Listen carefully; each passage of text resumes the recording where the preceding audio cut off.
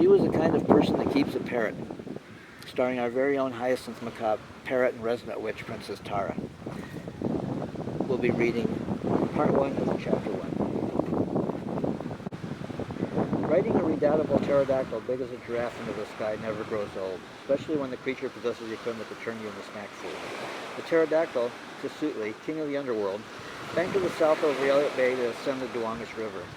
I rubbed the shaggy, long, black-haired covered neck of the gadget, naming these parts for the winged creatures, with one hand, while I grasped a clump of his hair with my other, bringing to mind my bareback riding days during my college years in Idaho horsemanship.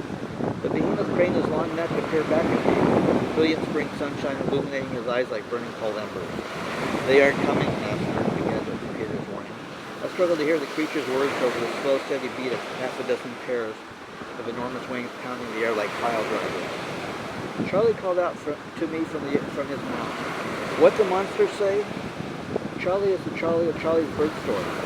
Charlie's Bird Store is the bird store at the market, Seattle speak for the world-renowned High Place Market, where I first encountered the gorgeous cobalt blue-feathered Hyacinth Macabre parrot, Princess Tara. The parrot who turned out to be a witch with a coffee addiction. Did you know that already? "Tisutli is a gadget," I yelled back at Charlie. "What?" Charlie looked mighty uncomfortable, his lanky blue polyester tactical suit-covered frame bouncing up and down on his gadget's spindly neck. When he wasn't yelling questions at me, Charlie seemed to be holding his breath, grasping clumps of the gadget's hair between his legs with both hands, hanging on for dear life. "This is Tisutli, king of the underworld," I yelled back. "These monsters..." Tisutli craned his neck to peer back at me again, his great beak pressed into a noticeable scowl. "These creatures are called gadgets in Northwest Coast lore."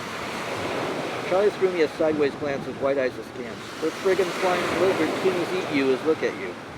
"Do you know any lizards with hair?" Michael cried out from the next pterodactyl. "Huh?" Charlie grunted, reluctantly turning his head to glare at Michael, decked out in khakis and corduroys like he was on his way to teach a class. Dr. Michael Bulgakov, Associate Professor of History at the UW's University of Washington's History Department. My best friend not named Gene. Former office mate, back in the day we both struggled to achieve tenure. "They're mammals," Michael explained. Charlie turned his head. "Lizard, mammal, they still like to eat you," he insisted. "These monsters, as you call them, are our friends," Tara called out, riding her mount, Seawaddle, queen of the underworld, to Tisutli's mate. "Treat them with the respect they are due. They may save your life." "Yes, ma'am," Charlie grudgingly replied, turning his eyes forward to admire the fir and cedar shot of scenery sliding below us. I pivoted my torso astride Tisutli's neck to admire Blue Tara. I don't know how anyone can not admire Blue Tara. Her crystalline blue skin, cat-bite, billowing black hair, glowed like a Rainier glacier in the uninstructed spring sun just beginning to descend toward the Olympic Mountains to our west. Blue Tara grasped a clump of Seawaddle's hair with one hand. Her other hand grasped a battle axe strapped to a leather belt around her waist to keep the blade from bouncing against her thigh. I knew from experience Blue Tara knew how to use that battle axe. Mother of all the Taras, a shape-shifting witch, an Amazonian goddess. Not in the rainforest sense, but in the Jason and the Argonaut sense. Blue Tara had just one gleaming yellow eye, a vicious scar cutting across her face where her other eye should be. Because she tended not to wear clothes other than the leather belt around her waist for her battle axe, anyone could see Blue Tara had only one breast, the other severed in some ancient battle with a mortal enemy, leaving an ugly scar across her chest. Since strolling naked through the city of Seattle often elicited the wrong kind of attention, Blue Tara's magic included the ability to manifest herself as an enormous Hyacinth Macabre parrot named Princess Tara, dressed in gorgeous cobalt blue feathers. This day, Blue Tara rode into potential battle fully dressed. I suppressed a laugh. I studied one improbable creature, Blue Tara, her glistening body shielded by paint-splattered carpenter pants, a pendleton shirt and a tin Folsom dyed jacket, the flaps of the coat fluttering in the wind. This improbable creature straddled the neck of another improbable creature. A winged behemoth, a gadget, what some would call a pterodactyl. Antediluvian scales shielded by a coat of shaggy long black hair, greasy like fur, billowing in wind like a Palouse street field. "Do not be so comfortable with your ride you fall off your mount," a woman's voice laughed at me from a gadget trailing behind. I craned my neck to search for the voice. The voice belonged to Blue Tara's younger sister Abigail, one day destined to be a Blue Tara like Blue Tara. A smile bright as her gleaming crystalline blue skin greeted me. Abigail appeared a spitting image of her older sister, except anyone could see Abigail possessed two eyes and two breasts, not shielded by clothing or scarred by battle. Abigail's crystalline blue skin gleamed so bright in the unstructured sunlight, my eyes watered to look at her. Abigail grasped a sword and a shimmering blue steel against her thigh instead of a battle axe. A longbow draped across her back. Abigail also possessed the magic to manifest herself as a gorgeous cobalt blue-feathered hyacinth macaque parrot when not in the form of a mega crystalline blue-skinned Amazon goddess. My sister is correct, Blue Tara quipped. I turned my eyes back to her. Watch you hold on to your mount. You would suffer a hard fall if you slipped off the king of the underworld, my betrothed. A great grin broke across Blue Tara's face. I would not wish to lose you so soon after our betrothment. Blue Tara burst out laughing so hard her mount sea waddle craned her long neck to peer back at her in astonishment. I could hear Charlie echo Blue Tara's laughter. I could feel my face flush. Rather than dignify Blue Tara's jibe with a response, I turned my head to confirm we had not lost any of our complement of pterodactyls and riders. I found to my satisfaction the flock were Pteron of Macedonian, pandemonium of parrots, coven of crows, murder of ravens, and tech. Cersei trailed Abigail. I was focused intently on the mountain. Seattle speaks from Mount Rainier living before us. Cersei is a slight woman, witch of magic, which is a sore point with her. She discovered she possessed the ability to turn people into critters or statues and vice versa. She was not too happy about that discovery, thinking being a witch made her a freak of nature. A small white parrot with yellow highlights on her feathers, a cockatoo, rode Cersei's shoulder. White Tara, the Tara of healing. The hyacinth macaque parrot Abigail belongs to Cersei. That's complicated, I know. White Tara threw me a sly whistle upon spotting me eyeing her. White Tara manifested herself as a statuesque goddess with skin white as fresh cascade powdered snow, capped with a crown of wild pink hair, draped in a plethora of silk skirts and scarves bright as a rainbow that accentuated her sculpted body. In her goddess form, White Tara boasted not 2, not 3, not even 4, but 7 eyes, 3 eyes on her forehead, additional eyes on each hand and foot. The Suitly commenced to honk like the distilled call of a flock of Canadian geese, snapping my attention forward to the object of our journey. I almost fell off my mount in shock to find Mount Rainier soaring above us in gleaming glacial brilliance. I feared we might crash into the mountain. I couldn't believe how quickly the gadgets covered the 60-mile distance from Seattle. Wings outstretched, the gadgets rode the currents of air rising up the side of the mountain to climb for the summit, targeting the lenticular cloud anchored to the mountain's peak. Our destination, the homeworld of the bird people, the crystal city of Kālarātri. The temperature plunged climbing the mountain. I pulled the zipper in my Eddie Bauer to my neck. My body shook both from the chill and the anticipation of what and who I would find there. We flew up the Carbon Glacier so close to the ice I felt I could scoop ice up with my fingers. My teeth began to chatter from the cold. I regretted not wearing a heavier jacket. Ascending into the lenticular cloud capping the mountain's peak, I started to lose feeling in my fingers. I struggled to maintain a grasp to Suitly's hair. The moment I feared losing my grip and sliding off the pterodactyl to an icy doom, we burst back into blazing sunshine. I found myself sweating, but I did not dare release my hold onto Suitly's hair to try to unzip my jacket. Oh my God, I heard Charlie cry out. I peered ahead. The great crystal wall of the crystal city of Kālarātri towered before us, disappearing from view into the sky. The crystal plain surrounding the city shimmered with every color of the rainbow, from sunlight refracted to the crystal wall. Wings outstretched, the gadgets noiselessly glided to a landing near the city. Goosebumps crawled up my back in response to the eerie silence that greeted us. An alarm bell buried deep within my brain commenced to tingle. The gadgets folded their great wings against their bodies.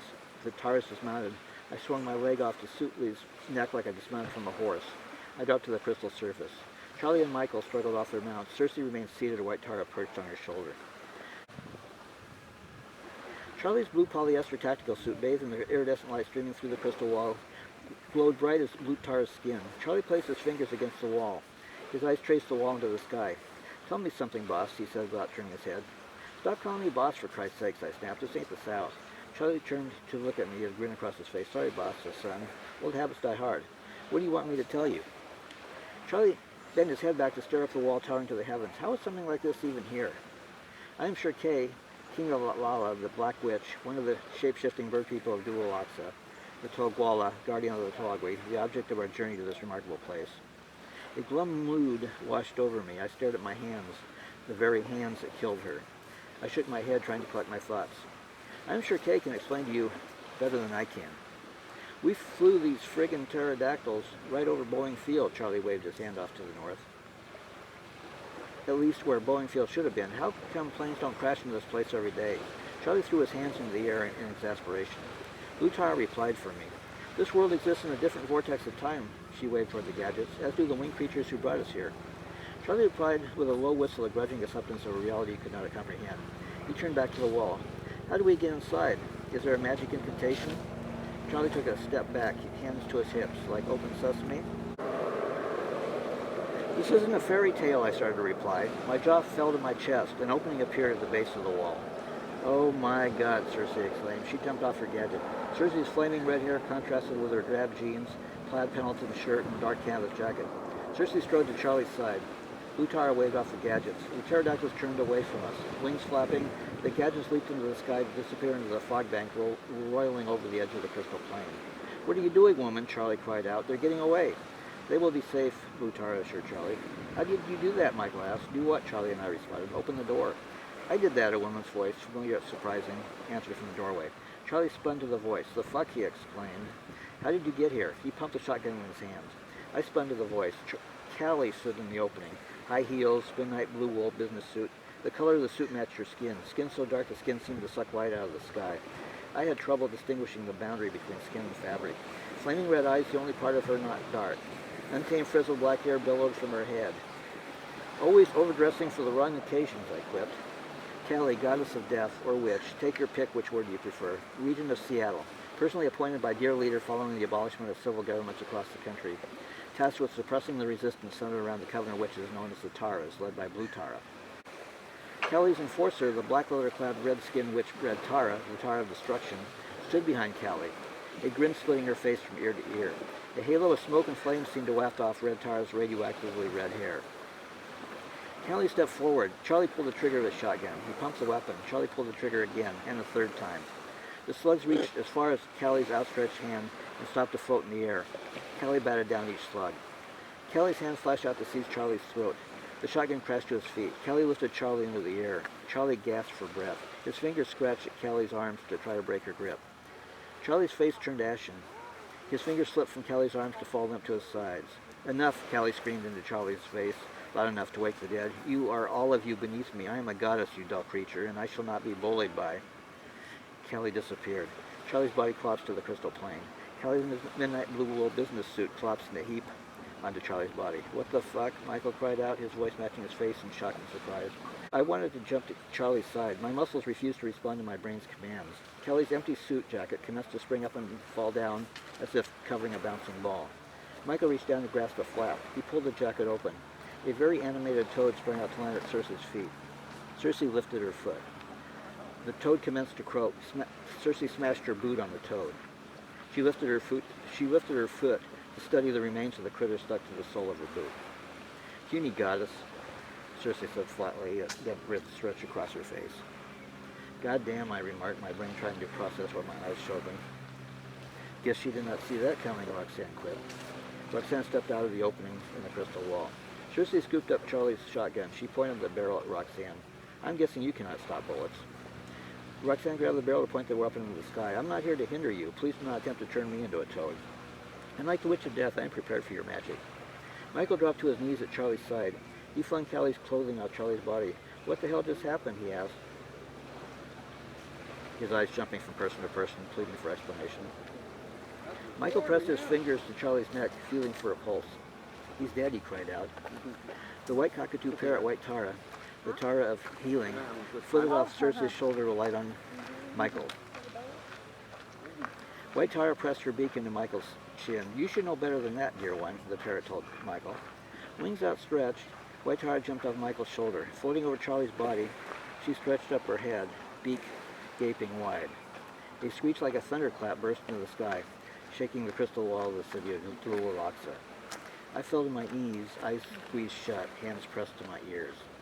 Mary, Mother of God, I heard Charlie exclaim. My eyes popped open. I found Michael rolled onto his side, hands pressed to his ears, face writhing in pain. I found Charlie sitting up. His hands grasped White Tara's, his face ashen, his eyes wide in wonder. White Tara stood before him, not the white parrot, but the white goddess. Skin white as the glacier we just flew over. A crown of wild pink hair, a riot of silk skirts and scarves billowing off her statuesque body, colorful as any rainbow. I could see Charlie staring at her third eye in the center of her forehead. He jumped back when the eye winked at him. dropping White Tara's hands. Charlie jumped again when he saw the eyes on the palms of her hands winking at him. Michael and I grasped Charlie's arms to help him to his feet. Arms outstretched, White Tara dissolved into the white parrot to flip back to Circe's shoulder. Damn, son, I'm getting tired of that, Charlie said with a sigh. Tired of what? I asked. Tired of getting killed. No kidding, I chuckled. A twittering within Callie's empty suit jacket caught our attention, the twittering of a songbird.